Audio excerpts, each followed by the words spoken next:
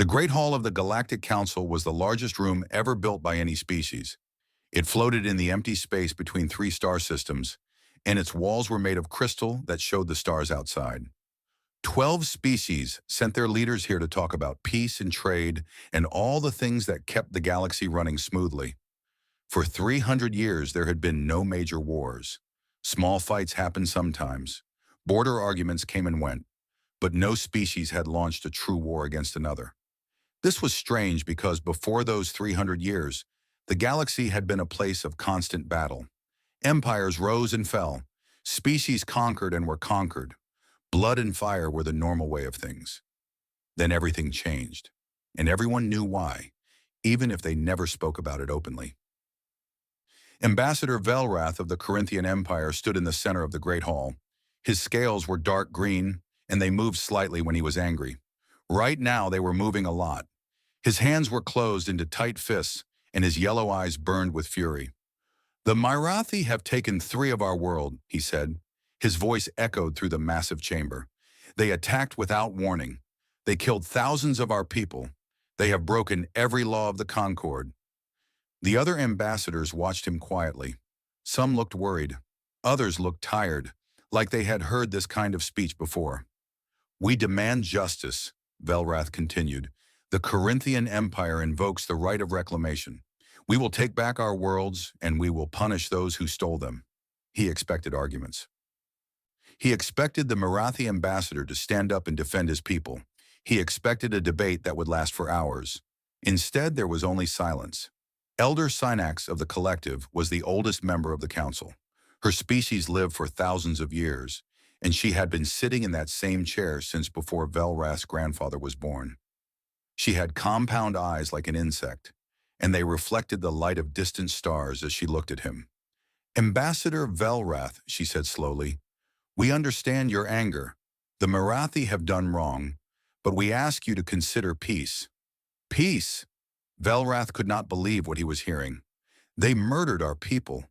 They stole our territory. And you ask for peace?" "We ask for wisdom," Synax replied.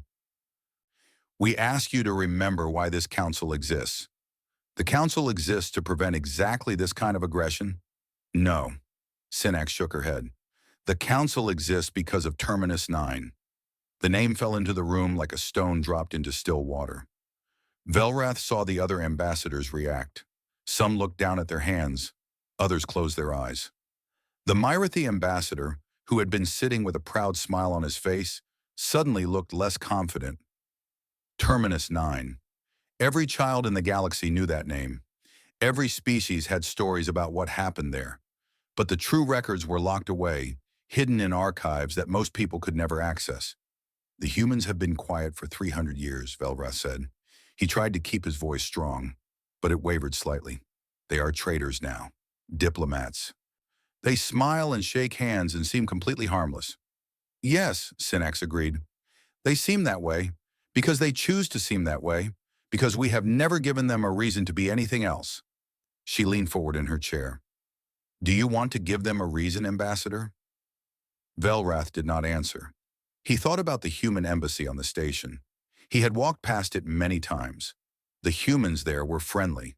They told jokes. They shared food from their homeworld. They seemed so ordinary. But there were other stories, older stories, stories that parents told their children to make them behave, stories about what humans could do when they stopped smiling. "The Mirathi have committed crimes," Velrath said finally. "Someone must answer for them." "And someone will," Synax promised, "through law, through negotiation, through every peaceful method we have." Her voice became harder. "But not through war. Never through war. Not unless you want to wake something that has been sleeping for 3 centuries." The meeting ended without a vote. Velrath returned to his quarters feeling confused and angry. He had come here expecting support. He had received only fear. But fear of what? The humans were a small species. They had only a few dozen colony worlds.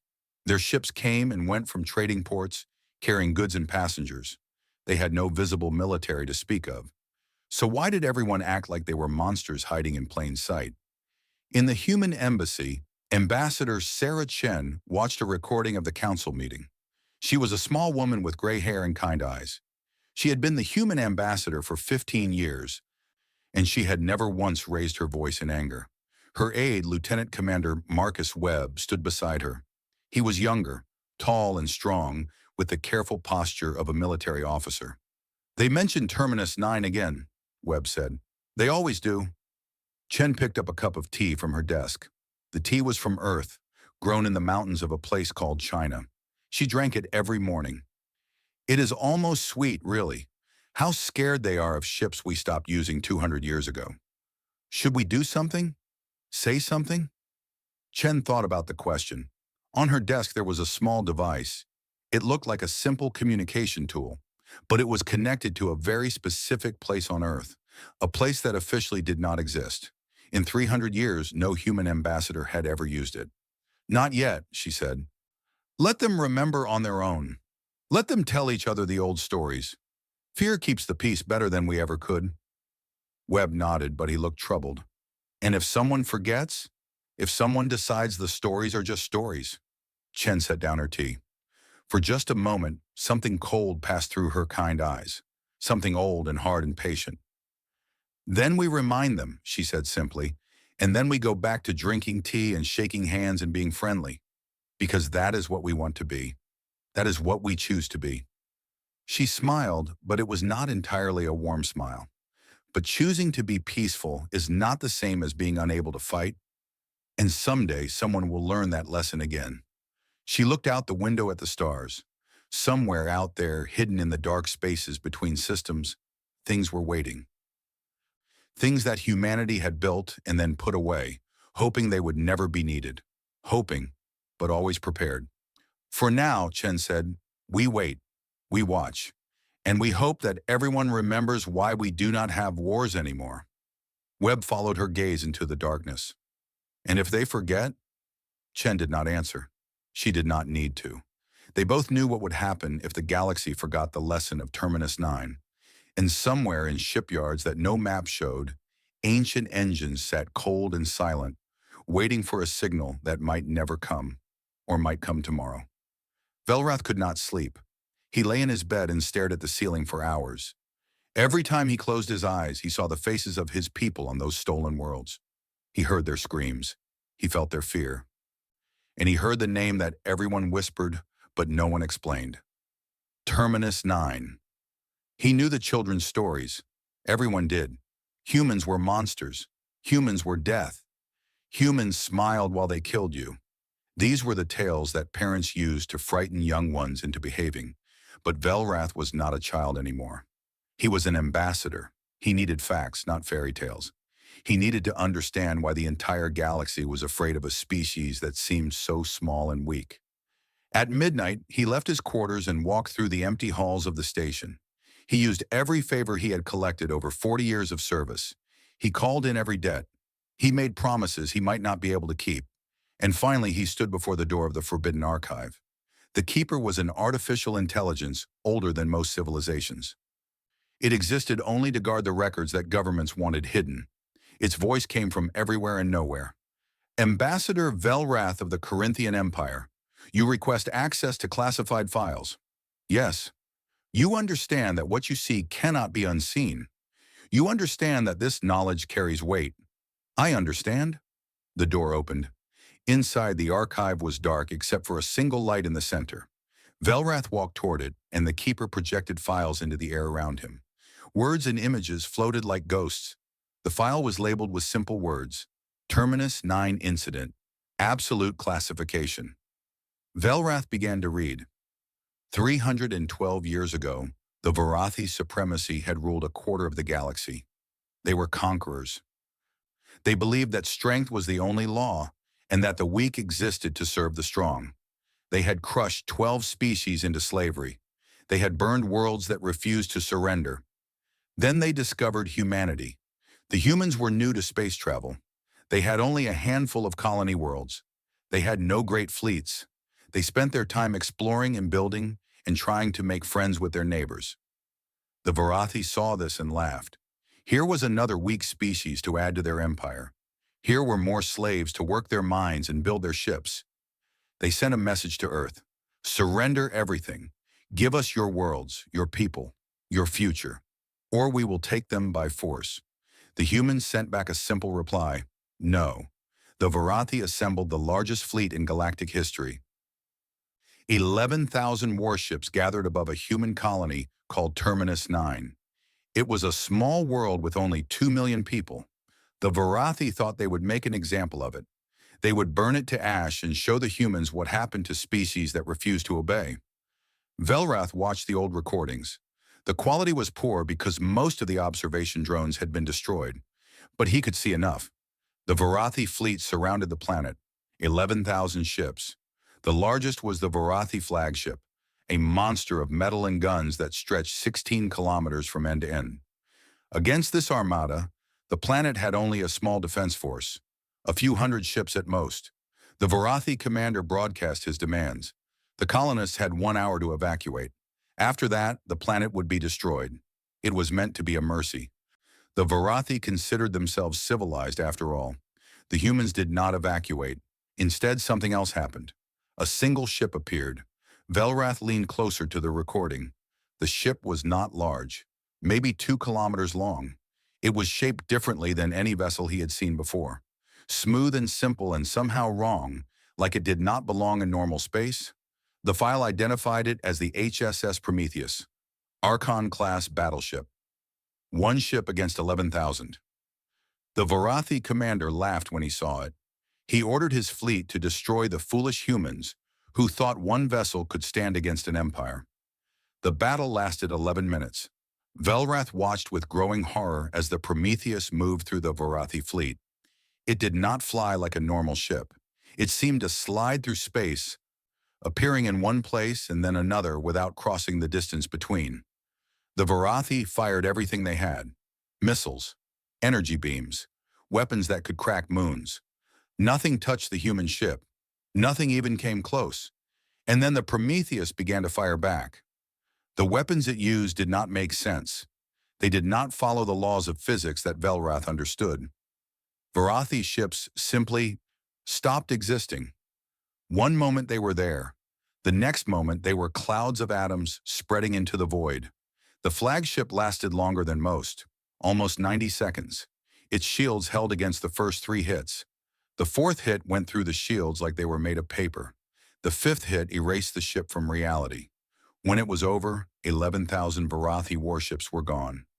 The greatest fleet ever assembled had become scattered debris floating in the dark. The Prometheus had not been hit once. A human voice came through the old recording. It was calm and quiet, like someone discussing the weather. This engagement is concluded. We recommend that surviving Varathi forces withdraw to their home territory. Further aggression against human colonies will be met with increased response. We do not wish to fight. We have never wished to fight, but we are very good at it. Please do not make us prove this again. The file continued with analysis and reports. The Varathi supremacy collapsed within a year. Their conquered species rose up and broke free. The empire that had terrorized the galaxy for centuries ended because of 1 ship and 11 minutes. But it was the final note that made Velrath's blood run cold. Following the Terminus 9 incident, the human government announced the retirement of the Archon-class battleship program. They stated that such weapons were no longer necessary because they were confident the galaxy had learned its lesson. Current human military capability is unknown. Based on their technological advancement over the past 3 centuries, projected capability is beyond any meaningful calculation. Velrath closed the file. His hands were shaking. The Prometheus had been retired 300 years ago. It was considered too powerful to use. The humans had put it away because they thought it was too much. And that was 3 centuries of development ago. What had they built since then? What was sleeping in those hidden shipyards that no one could find? What would happen if someone was foolish enough to wake it? He thought about the human ambassador with her kind eyes and her gentle smile. He thought about the human traders who laughed and joked at every port. He thought about how harmless they all seemed. And now he understood. They were not harmless. They had never been harmless. They had simply chosen to put away their claws and walk softly among their neighbors. But the claws were still there, waiting, ready. Velrath left the archive. He did not sleep that night. He knew he would never see humans the same way again. And somewhere, in the dark between the stars, old machines waited patiently for a call that might never come. They had waited for 300 years. They could wait forever. High Commandant Xyrax of the Marathi Dominion sat in his war room and smiled. Around him, his admirals and generals waited for orders. They were loyal soldiers who had followed him through a dozen campaigns. They trusted him completely. "The council has refused to act," Xyrax said. "The Corinthians are too afraid to fight back. Everything is going according to plan." Admiral Kethra, his oldest friend and most trusted advisor, shifted uncomfortably in her seat. "Commandant, I must speak freely." "You always do. That is why I keep you around. The other species are afraid, but not of us." Kethra lowered her voice. "They are afraid of the humans. The stories about Terminus 9 are exactly that, stories." Xyrax waved his hand dismissively. "Propaganda created by weak species who needed an excuse for their failures. The Varathi were incompetent fools who lost to a smaller enemy because they were too arrogant to fight properly. The records show what someone wanted us to see." Xyrax stood and walked to the large window that looked out over his flagship's command deck. "Think about it logically, Kethra. One ship destroying 11,000? That is impossible. Physics does not allow it. The story was created to make the humans seem more dangerous than they are." Kethra was not convinced. "Then why has no one challenged them in 300 years? Because everyone believes the lie. Everyone is too scared to test it." Xyrax turned back to face his council.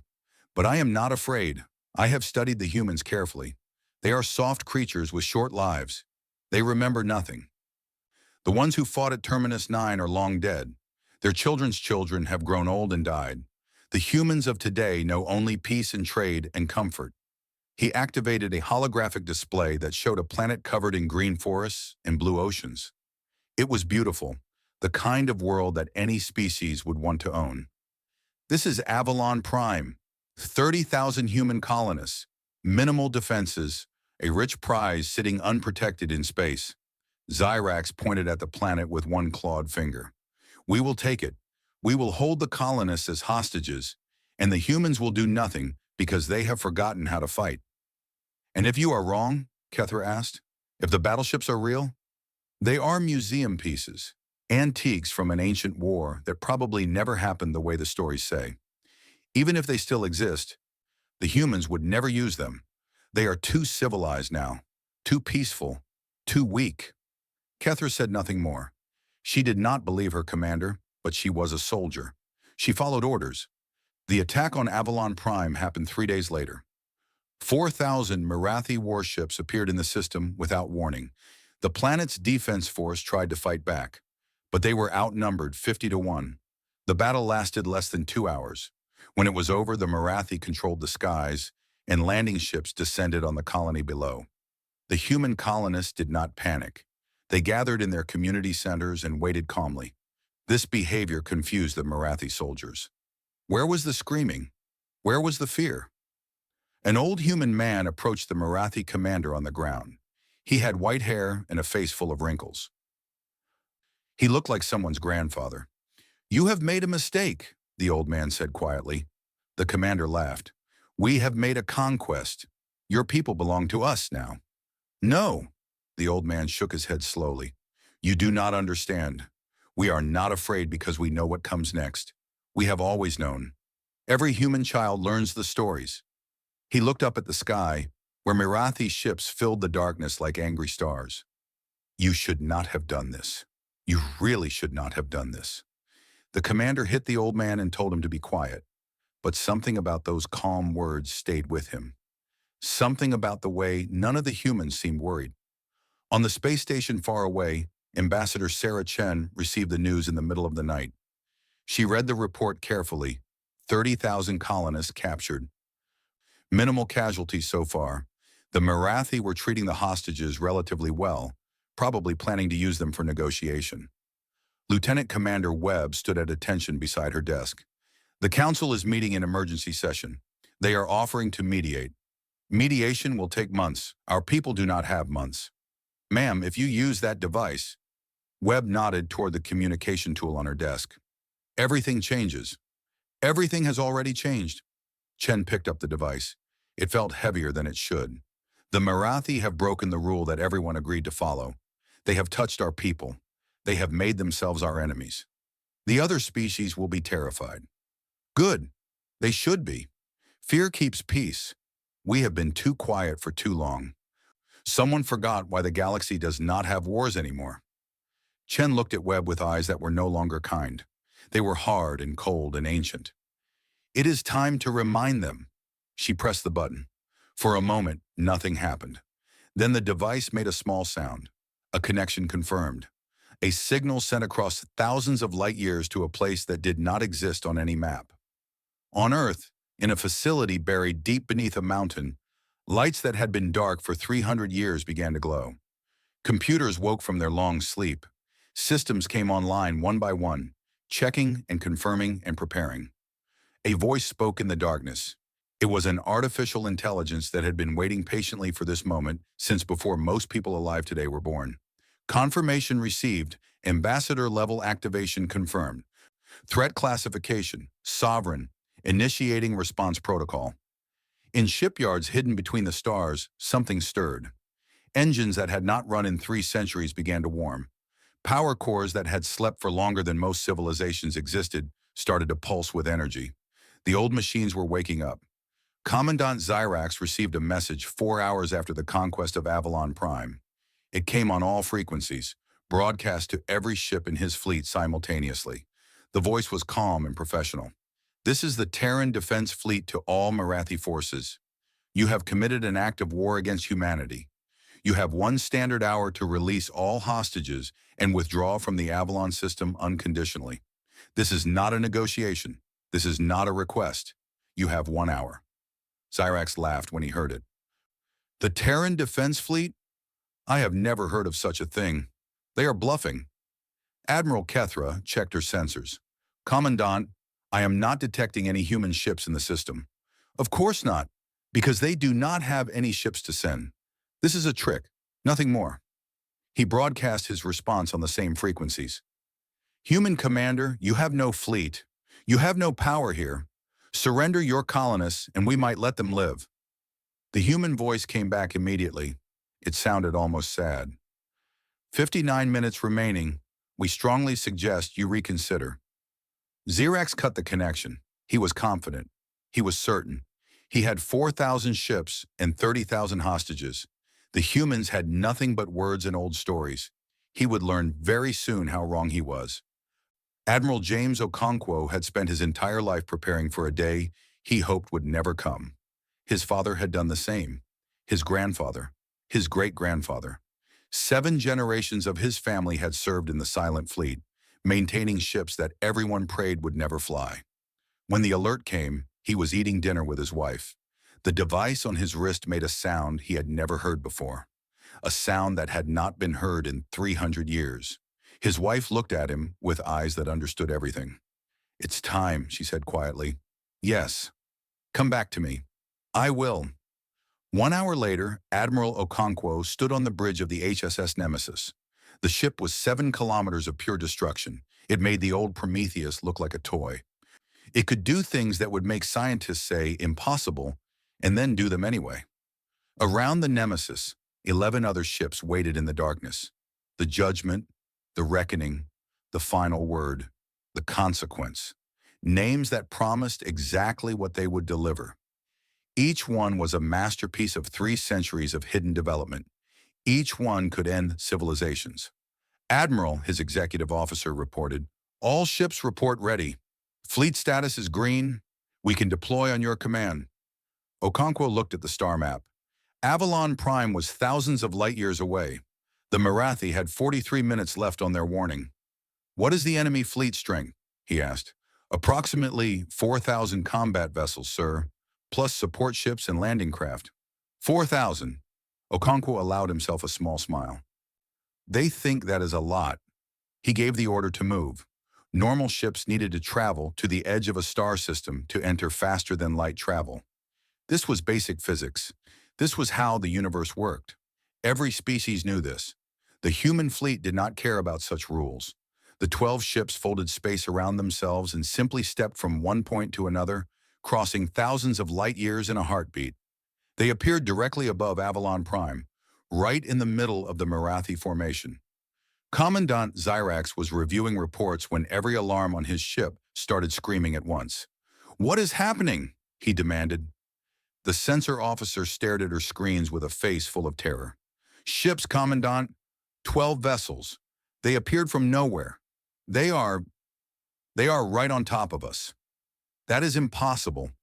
Nothing can exit faster than light travel inside a star system." "They just did." Zyrax ran to the main display. What he saw made his blood freeze. 12 human ships floated calmly in the center of his fleet. They were not like any vessels he had seen before. They were smooth and elegant and somehow terrifying. Looking at them felt like looking at predators that were deciding whether you were worth eating. The largest ship, the one in the center, was bigger than anything the Marathi had ever built. It did not look like it was made by normal hands. It looked like it had been grown or dreamed into existence. A message came through. "This is Admiral Okonkwo of the Terran Defense Fleet. You have 41 minutes to comply with our terms. Release all hostages. Withdraw all forces. This is your final warning." Zyrax felt something he had not felt in many years. Fear. Real fear. But he had come too far to back down now. He had his reputation. He had his pride. He had 4,000 ships against 12. "All ships," he commanded, "target the human vessels. Fire everything." 4,000 Marathi warships unleashed their weapons at once. Missiles flew in clouds so thick they blocked out the stars. Energy beams cut through space in waves of destruction. The combined firepower of the entire fleet focused on those 12 small targets. It should have been enough to destroy a planet. The human ships did not move. They did not try to dodge. They simply sat there as the wall of death approached. And then the wall hit the human shields. Nothing happened. The missiles exploded harmlessly. The energy beams scattered like light through crystal. The shields of the human ships did not flicker. They did not strain. They absorbed everything the Marathi threw at them like it was nothing at all. Admiral Kethra whispered a prayer to gods she had stopped believing in long ago. Commandant Zyrax stared at the display in disbelief. "Fire again. Everything. Keep firing." They fired for 15 minutes. Every weapon, every ship. They held nothing back. The human fleet waited patiently until they were done.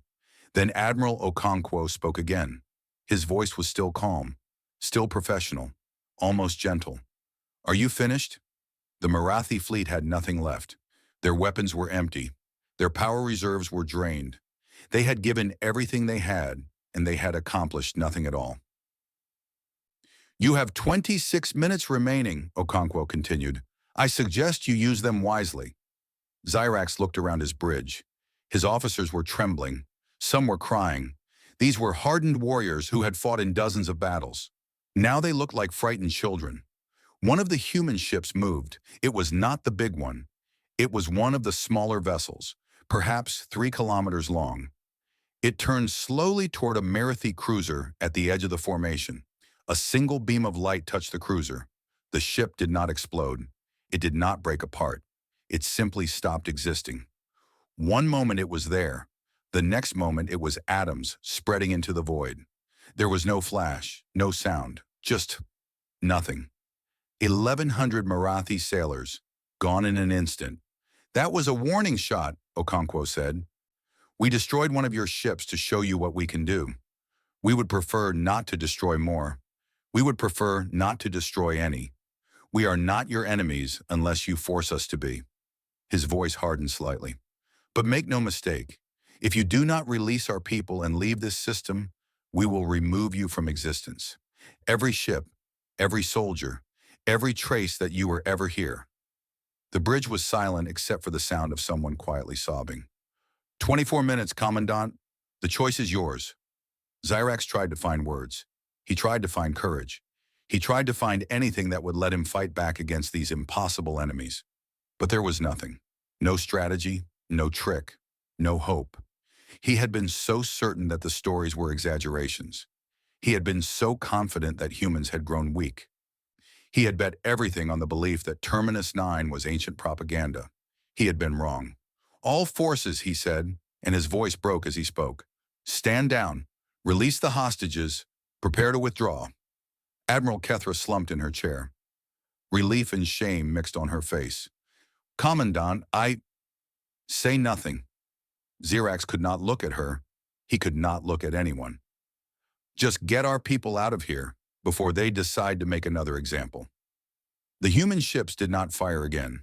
They watched silently as the Marathi fleet gathered its survivors and retreated from the system. They watched as the hostages were released and returned to their homes.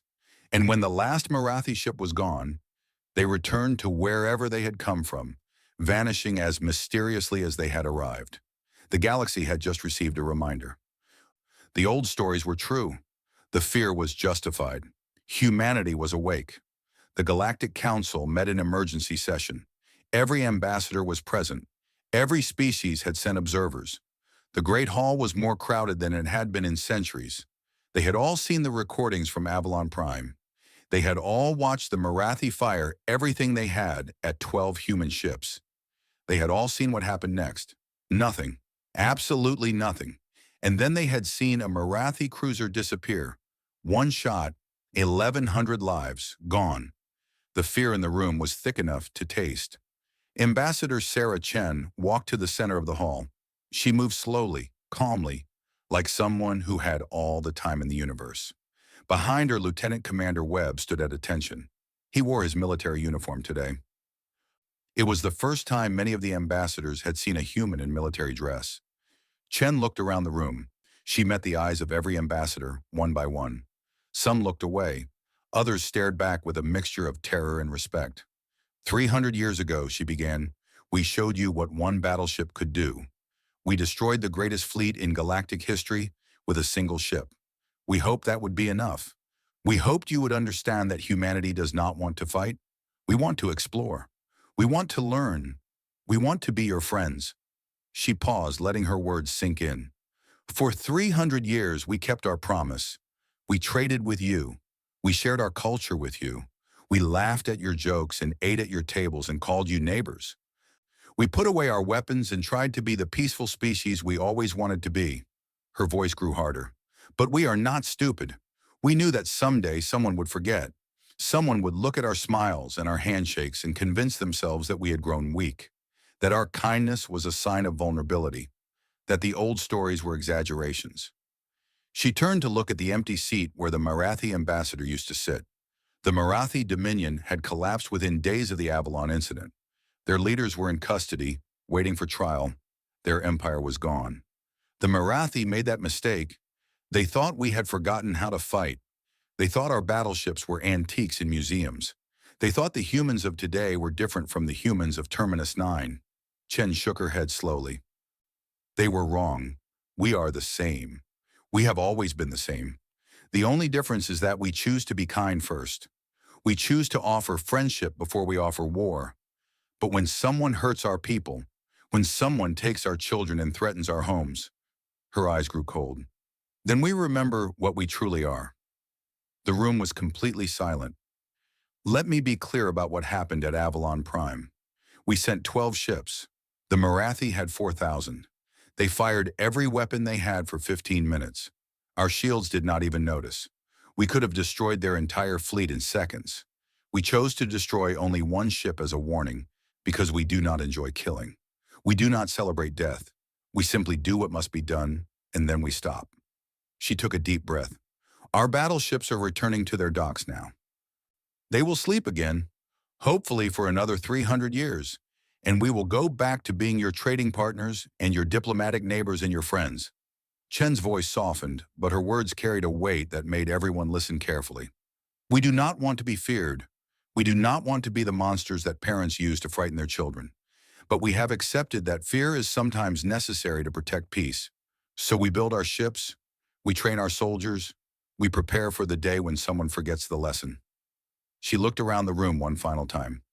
Remember what you saw at Avalon Prime. Remember what we can do when we stop being friendly. And the next time someone suggests that war might be profitable, that humanity might be a good target, that the old stories are just stories. She smiled, and it was not a warm smile. Show them the recordings. Explain why the galaxy works so hard to keep the peace, and pray that they listen. Chen turned and walked back to her seat. The hall remained silent for a long time. Later that day, Velrath found Elder Synax on the observation deck. The ancient counselor was staring at the stars with eyes that had seen too much. You tried to warn me, Velrath said. Before all this happened, you tried to tell me. I did. I did not understand. I thought the humans were just another species. A little strange, perhaps. A little soft. But nothing special. Synax made a sound that might have been a laugh. That is what they want you to think. That is what they work so hard to project. Friendly, harmless, ordinary.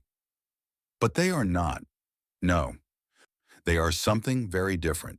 Synax turned to face him. Do you know what frightens me most about humans, Ambassador? It is not their ships or their weapons. It is not their technology or their soldiers. It is the fact that they genuinely do not want to use any of it. Velrath frowned. I do not understand. Think about it. Any other species with that kind of power would use it to conquer. They would build empires. They would make themselves rulers of the galaxy. Synax shook her head. The humans had that chance 300 years ago. They could have done anything they wanted. No one could have stopped them. But they did not. No. They said we do not wish to fight, and then they went home. They put their terrible weapons away and came back as traitors and diplomats. They chose to be peaceful when they did not have to be. They chose kindness when they could have chosen domination. Synax looked back at the stars. That is why they are terrifying. They have the power to destroy everything, and they genuinely do not want to use it. They want to be friends. They want to explore and learn and share. But they are also ready at any moment to become something else entirely. The kindness is real. The friendship is real. But so is the darkness underneath. Velrath stood beside her in silence. He thought about the human ambassador with her gentle smile. He thought about the traitors who told jokes at every port. He thought about how normal they all seemed. And now he knew the truth. They were not pretending to be kind while hiding cruelty. They were genuinely kind people who were also capable of absolute destruction. Both things were true at the same time. The smile and the sword were both real. For the good of all, Velrath said quietly. What? That is why we keep the peace, not because we love each other, not because we have moved beyond violence. We keep the peace for the good of all, because the alternative is waking something that has been sleeping for 3 centuries. Synax nodded slowly. And we must hope that everyone remembers, generation after generation, century after century. We must tell the stories and show the recordings and make sure no one ever forgets. And if they do forget, Synax did not answer for a long time. When she spoke, her voice was very quiet. Then the humans will remind them. And then they will go back to smiling and shaking hands and being friendly. Because that is what they want to be. That is what they choose to be. She closed her eyes. For the good of all, let us hope the lesson lasts this time. In the darkness between the stars, 12 ships returned to their hidden docks. Their engines cooled. Their weapons powered down. Their crews went home to families who were relieved to see them. And the ancient machines went back to sleep, waiting for a call that might never come. They had waited 300 years before. They could wait forever, but they would always be ready.